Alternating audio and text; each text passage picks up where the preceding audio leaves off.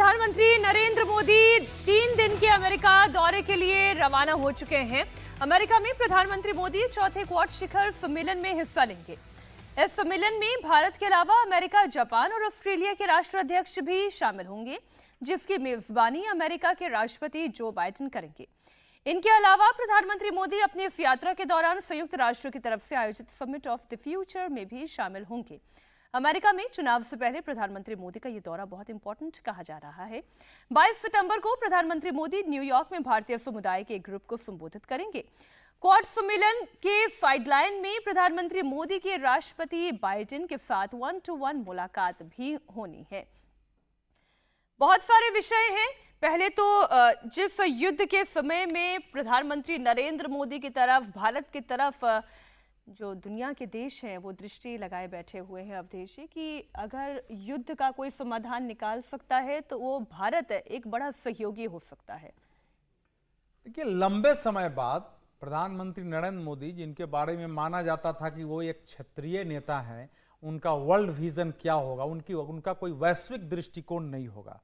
जब मोदी जी 2014 में ही जब वो यूनाइटेड नेशन गए थे और उन्होंने वहां भाषण दिया था, उसी में उन्होंने कुछ ऐसे नए दृष्टिकोण रखे थे कि तब से कुछ जो दुनिया के भारत में रुचि रखने वाले या वैसे लोग हैं जो कि न्यू वर्ल्ड ऑर्डर निर्धारित करने में भूमिका निभाते हैं, तो वो क्या बोलते हैं, क्या प्रस्ताव लेके आते हैं, वो उनका ध्यान रखते हैं। और इसमें कोई दो मत नहीं। देखिए, इस समय चूंकि बाकी दुनिया के प्रमुख देश इस युद्ध में एक पार्टी बन चुके हैं, या तो यूक्रेन के साथ खड़े हैं, चीन जैसा देश रूस के साथ खड़े हैं।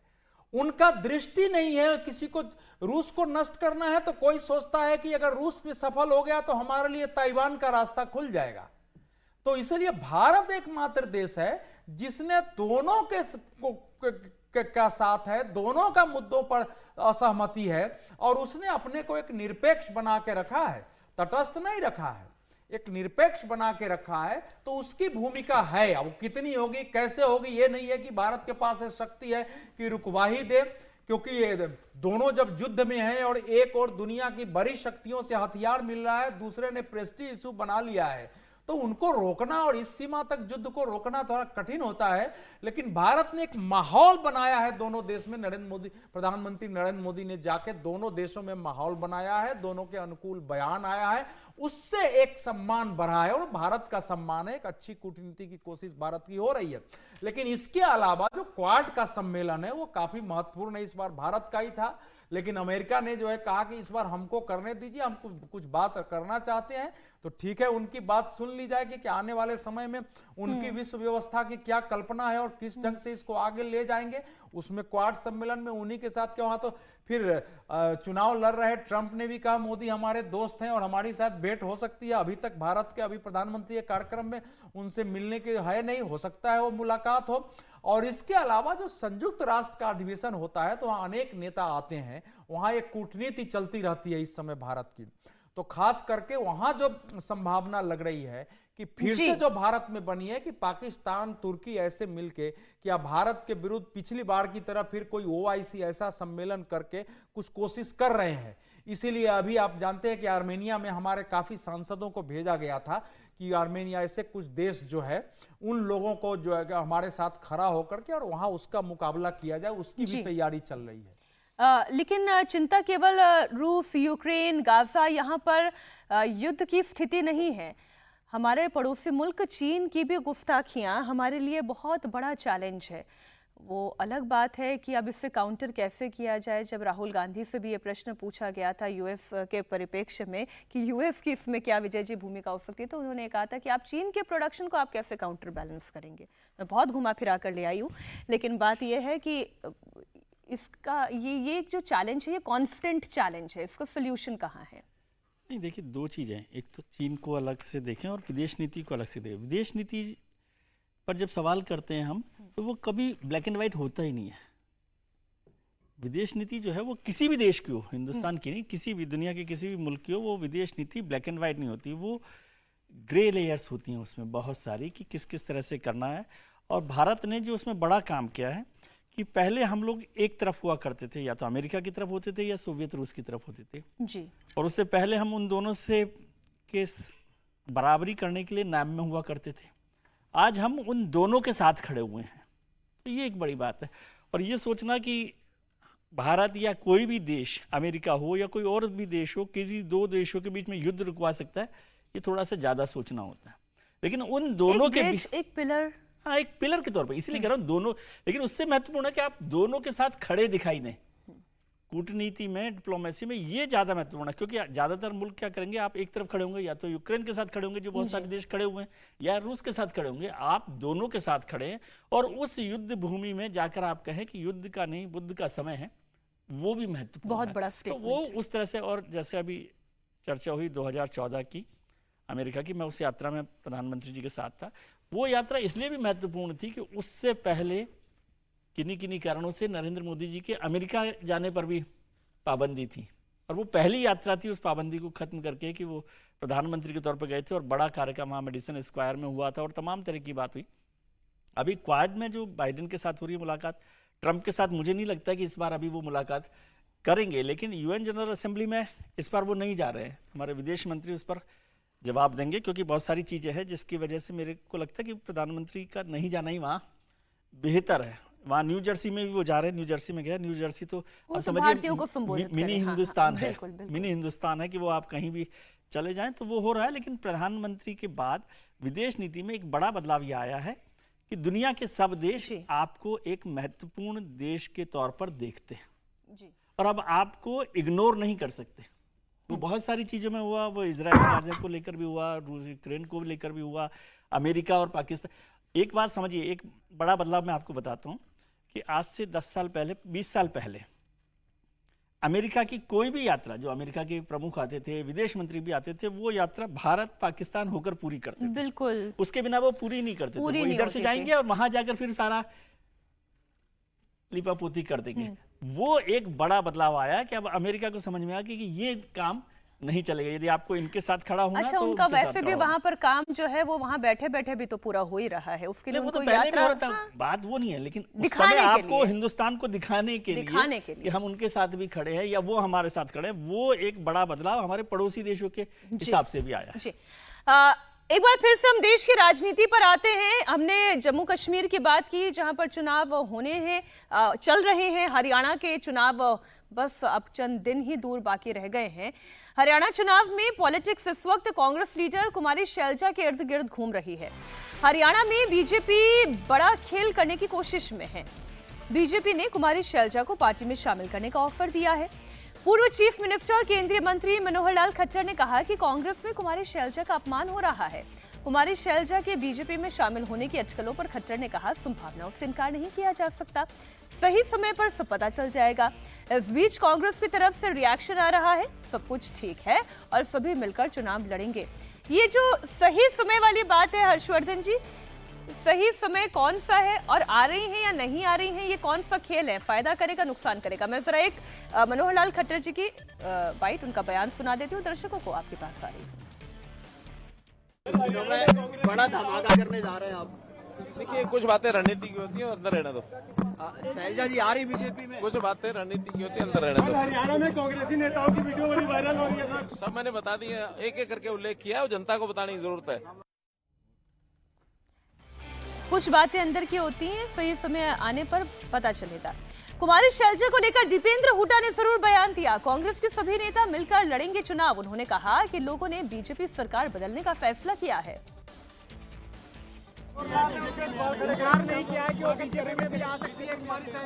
देखिए, सारे कांग्रेस के नेता मिलजुल के चुनाव ये लड़ेंगे और सभी आपको चुनाव प्रचार में दिखेंगे। क्या हो रहा है हर्षवर्धन जी? नहीं, मुझे लगता है कि ये साफ साफ है कि अगर किसी के घर में कोई मुश्किल होती है तो बाहर वाला उसका लाभ लेने की कोशिश करता है। ये इतना स्वाभाविक सा था, उसके बावजूद कांग्रेस पार्टी जो हरियाणा में लगभग सरकार बनाती हुई दिख रही है, वो अपने घर की कलह को नहीं रोक पाई। ये बड़ा विचित्र है। कुमारी शैलजा ने जब कहा कि मैं मुख्यमंत्री बनना चाहती हूँ, हर समाज के लोग बन चुके हैं, एक दलित को मुख्यमंत्री क्यों नहीं बनाया जाएगा, मैं महिला हूँ, दलित हूँ, उन्होंने अपनी दावेदारी पेश की। ठीक है, दीपेंद्र हुड्डा भी कह रहे हैं, भूपेंद्र हुड्डा कह रहे हैं कि अभी तो मैं ही हूं, तो बेटे का नंबर कहां से आएगा, और भी किसी के मन में इच्छा हो सकती है। लेकिन कांग्रेस मैनिफेस्टो जब लॉन्च हो रहा था तो कुमारी शैलजा को सम्मान देना क्यों नहीं जरूरी समझा कांग्रेस पार्टी ने? कुमारी शैलजा के साथ हरियाणा में अपमान किया गया और बाद में हुड्डा साहब ने सिर्फ बयान देकर कहा कि नहीं सब ठीक है, मैं एकदम शैलजा जी के साथ खड़ा हूं। मुझे लगता है कांग्रेस पार्टी के भीतर एक भयानक नाराजगी चल रही है, और देखिए ये खतरनाक किस लिहाज से है। अगर दलितों का वोट कहीं एक बड़ा हिस्सा खिसक गया जो लोकसभा चुनाव में उनके लिए बड़ा लाभ देने वाला, आज भारतीय जनता पार्टी की स्थिति बहुत अच्छी नहीं दिख रही, गड़बड़ दिख रही। लेकिन अगर दलितों का मत इधर खिसक गया, कुमारी शैलजा के जो समर्थक हैं जो उनमें देख रहे हैं कि ये मुख्यमंत्री हो सकती हैं क्या, वो कहीं खिसक गए। क्योंकि टिकट बंटवारे में भी हुड्डा ने शैलजा की कतई नहीं चलने दी, बिल्कुल नहीं, पूरी तरह से किसी की नहीं चली ना शैलजा उसमें मनोहर लाल खट्टर का ये बयान ये बड़ा रोचक है। ये रोचक इस लिहाज से है कि जब वो ये कह रहे हैं कि भाई हम रणनीति अभी नहीं खोलेंगे, अब सबके मन में ये हो गया कि क्या कुमारी शैलजा कल को 2, 4, 6 विधायक कम पड़े जो आप कह रहे थे हाँ, सही समय, तो वो सही समय कब आएगा? जब जिस दिन परिणाम आ रहे होंगे। तो जब परिणाम आएगा, 4-6 विधायक अगर इधर से उधर हुआ तो क्या वो तोड़ सकती हैं क्या? कुछ जो विधानसभा के भीतर जो संतुलन होगा वो बिगाड़ सकती हैं क्या? और सबके बाद दलित नेता है, अगर उन्होंने तय ही कर लिया कि जब हमको यहां सम्मान मिल ही नहीं रहा है, इतने वर्षों से हम इसी पार्टी में हैं और पार्टी वो शिफ्ट कर गई, तो संदेश कहां देने की कोशिश कर रहे हैं, वो बात ये बड़ी इंटरेस्टिंग बात है जी। देखिए, भारतीय जनता पार्टी की बहुत अच्छी बात है, दूसरे दलों में जहां भी जिस भी नेता का अपमान होता है भारतीय जनता पार्टी से पूरा सम्मान देती है। भले ही अपने कार्यकर्ता अपमानित महसूस करे। किरण चौधरी का अपमान हुआ तो राज्यसभा भेज दो, अशोक चौहान का अपमान हो रहा है तो राज्यसभा भेज दो, नवीन जिंदल का अपमान हो रहा है तो कुरुक्षेत्र सांसद बना दो, एकनाथ शिंदे का उद्धव ठाकरे अपमान कर रहे हैं तो उन्हें लाके मुख्यमंत्री बना दो, अजित पवार का शरद पवार अपमान करते हैं तो उन्हें लाके आप उप मुख्यमंत्री बना दो, वित्त मंत्रालय दे दो, ज्योतिराज सिंधिया का अपमान होता है तो आप उन्हें लेकर आइए, बना दीजिए। तो भारतीय जनता पार्टी की बहुत अच्छी व्यवस्था है कि सबका सम्मान कीजिए, आप दूसरे दलों में आते हैं। लेकिन हाँ, हेमंत विश्व शर्मा का अपमान हो तो आप ले आइए, लेकिन अपने कार्यकर्ता जो दूसरे नेता को लाकर जो अपने कार्यकर्ताओं को आप अपमानित करते हो, उनका सम्मान कब जागेगा? तो मुझे लग रहा है भारतीय जनता पार्टी को यह भी देखना चाहिए कि अपने अंदर जो अपमानित हो रहे कार्यकर्ता, उनके सम्मानों की भी थोड़ी चिंता करे। दूसरे दल में अपमान और सम्मान चलता रहेगा, पार्टी के कार्यकर्ताओं को आप सम्मान दोगे तो पार्टी सत्ता में जरूर आएगी। दूसरे से लाकर अपने दल में लाकर आप सरकार बनाओगे तो संगठन और विचारधारा से खिलवाड़ करोगे, पार्टी का भविष्य अच्छा नहीं रहेगा। मुझे लगता है भारतीय जनता पार्टी को इसमें विचार करना चाहिए। अवधेश जी, ऐसा तो नहीं कि चुनाव के पहले या चुनाव के बाद, जैसा हर्षवर्धन जी ने कहा कि जिस दिन नतीजे आ रहे होंगे उस दिन जहाज डुबाने की तैयारी हो गई है? देखिए, ऐसा है कि इस समय तो जो खट्टर जी ने और नायब ने दिया है उसका बीटर रिएक्शन बीजेपी के अंदर ही है, क्योंकि बीजेपी हरियाणा में इस बात से आम कार्यकर्ता, वहाँ के स्थानीय नेता इस बात का विरोध कर रहे हैं, अपने को उत्पीड़ित महसूस करते हैं कि आप बाहर से लोगों को लाके हमारा हक मारते हैं, उनको महत्व मिलता है, हम कहीं नहीं रहते। उसमें इस प्रकार का बयान जले पर नमक छिड़कने जैसा है। बाद में क्या होगा वो तो छोड़ दीजिए।